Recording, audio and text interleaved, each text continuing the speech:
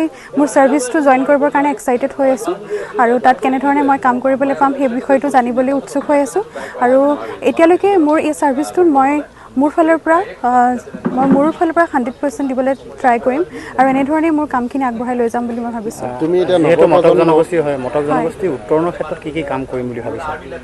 মই ভাবোঁ মটক কিয় আহোম কিয় প্ৰত্যেকটো জাতি জনগোষ্ঠীৰে মই ক'ম যে তেওঁলোকৰ উত্তৰণৰ কাৰণে মই কাম কৰিব বিচাৰোঁ।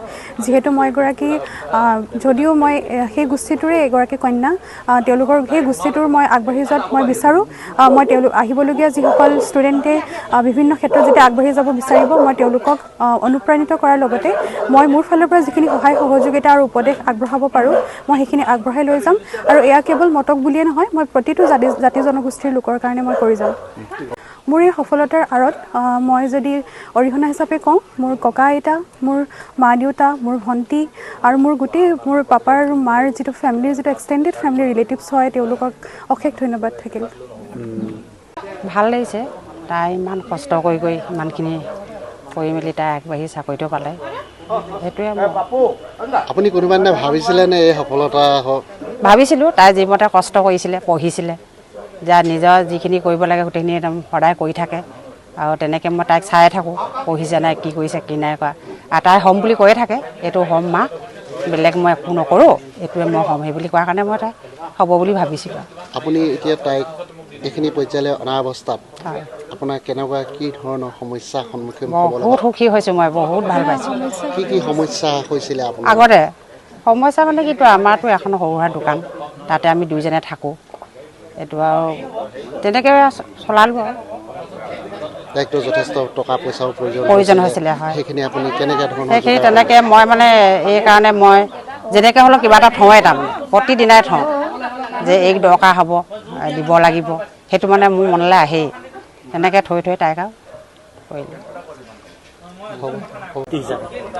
পিতৃ হিচাপে মই কি ক'ম আৰু, কিমানখিনি মই সুখী হৈছোঁ। মোৰ লগতে আমাৰ ওচৰ চুবুৰীয়া বংশৰ গাঁওখনৰ, আজি চাবুৱা অঞ্চলৰ, জিলাখনৰ আটাই গৌৰৱ। তাৰ বাবে মই বহুত সুখী, কাৰণ মই যিমান কষ্ট কৰিছিলোঁ সেইখিনি অন্ততঃ মই জানো। কাৰণ সিহঁতি পঢ়াৰ সময়ত যেনেধৰণে আগবাঢ়ি গৈছিলে ৰাইজৰ চকুত, ঠিক তেনেধৰণে মই আগবঢ়াই লৈ যোৱাত বহুত প্ৰচেষ্টা কৰিছিলোঁ। আজি সেই ফল মই পাইছোঁ। এই ক্ষেত্ৰত আপুনি যে সফলতা অৰ্জন কৰিলে, টকা ঘোচ নিদিয়াকৈ যে এখন চৰকাৰে চাকৰি দিছে, কাক ধন্যবাদ জনাব? এইখিনিতে মূলতে মই আমাৰ অসমৰ মাননীয় মুখ্যমন্ত্ৰী শ্ৰীযুত হিমন্ত বিশ্ব শৰ্মাদেৱলৈ মোৰ হিয়াভৰা আন্তৰিক শুভেচ্ছা, শ্ৰদ্ধা আটাইখিনি মই তেখেতলৈ আৰু দলটিলৈ জ্ঞাপন কৰিছোঁ। সফল অৰ্জন কৰিবলৈ সক্ষম হৈছে, তেনে ক্ষেত্ৰত আজি আপুনি উষ্ম আদৰণি জনাইছে, কি ক'ব?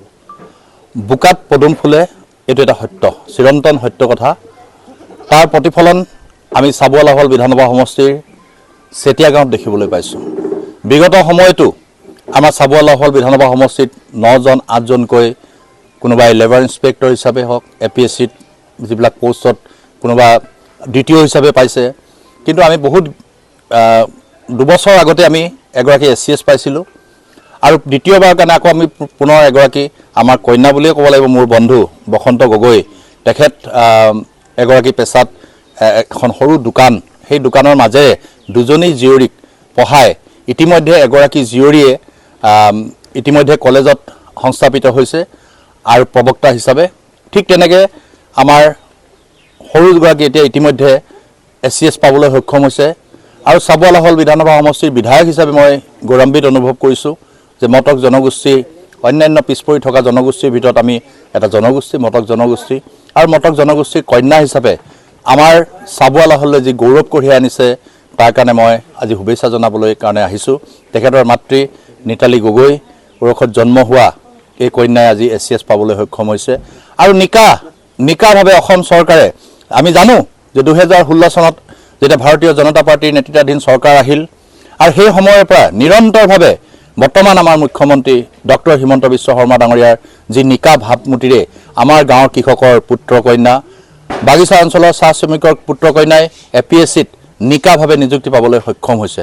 সেইকাৰণে মই ভাবোঁ নিৰন্তৰভাৱে আমাৰ গাঁৱৰ কৃষকৰ পুত্ৰ কন্যাই হওক, বাগিচা অঞ্চলৰ চাহ শ্ৰমিকৰ পুত্ৰ কন্যাই হওক, মই প্ৰতিখন সভা সমিতিতে সকলোকে মই পৰামৰ্শ দি আহোঁ যে ভালদৰে পঢ়া শুনা কৰা। এতিয়া কোনো মন্ত্ৰী বিধায়কৰ ওচৰলৈ গৈ APSCত অন্তৰ্ভুক্ত হ'ব নোৱাৰে, ADRত চাকৰি পাবলৈ সক্ষম নহয়, 4th গ্ৰেডত চাকৰি পাবলৈ সক্ষম নহয়। আনকি অংগনাবাদী চেণ্টাৰতো আজিকালি এটা হ'ল হাইকোৰ্টে এটা জাজমেণ্ট কৰিলে যে যাৰ মাৰ্কছ বেছি, যাৰ নাম্বাৰ বেছি, সেই নাম্বাৰ ভিত্তিতে একেবাৰে তললৈকে সম্পূৰ্ণ নিকা কৰা হ'ল। আৰু এতিয়া সেইকাৰণে মই ভাবোঁ যে আমাৰ পঢ়া শুনাৰ সময় যেনেকৈ আমাৰ সুস্মিতা গগৈয়ে যিধৰণে সুখ্যাতিৰে আমাৰ এই অঞ্চললৈ গৌৰৱ কঢ়িয়াই আনিছে চেতিয়া গাঁৱলৈ, তেনেকৈ আমাৰ অন্যান্য বিভিন্ন অঞ্চলত আমাৰ গাঁওবিলাক আছে, বাগিচাবিলাক আছে, পুনৰ তেনেকৈ নাম জিলিকি উঠক। আৰু এই বৰ্ষটো আমাৰ কাৰণে যথেষ্ট ভাল। যোৱা বৰ্ষটো আমাৰ ভাল আছিল। বাগিচাৰ আমাৰ কেইবাগৰাকীও MBBS নীটত তেওঁলোকে উত্তীৰ্ণ হৈ বাগিচাৰ চাহ শ্ৰমিকৰ কন্যাও পাইছে, মটক জনগোষ্ঠীৰ কন্যা পুত্ৰই পাইছে।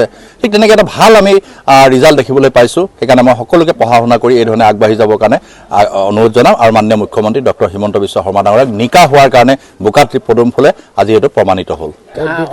বছৰ আগতে আমাৰ গোবিন্দ গগৈ, আমাৰ ৱাৰ্ড কমিশ্যনাৰ, আমাৰ চাবুৱা পৌৰসভাৰ গোবিন্দ দিহিঙীয়াৰ কন্যা পাবলৈ সক্ষম হৈছিলে। আৰু এইবাৰ ACSত এনেই হেৰিয়াত পাইছে, 2 এজন আমাৰ কোনোবা লেবাৰ ইনস্পেক্টৰ DTO হিচাপে APSCত কেইবাজনো যোৱাবাৰো পাইছে, তাৰ আগৰবাৰো পাইছে। কিন্তু হেৰি হিচাপে মানে ACS হিচাপে বহুত বিৰতিৰ পিছত আমি পুনৰ পাবলৈ সক্ষম হৈছোঁ সুস্মিতাক।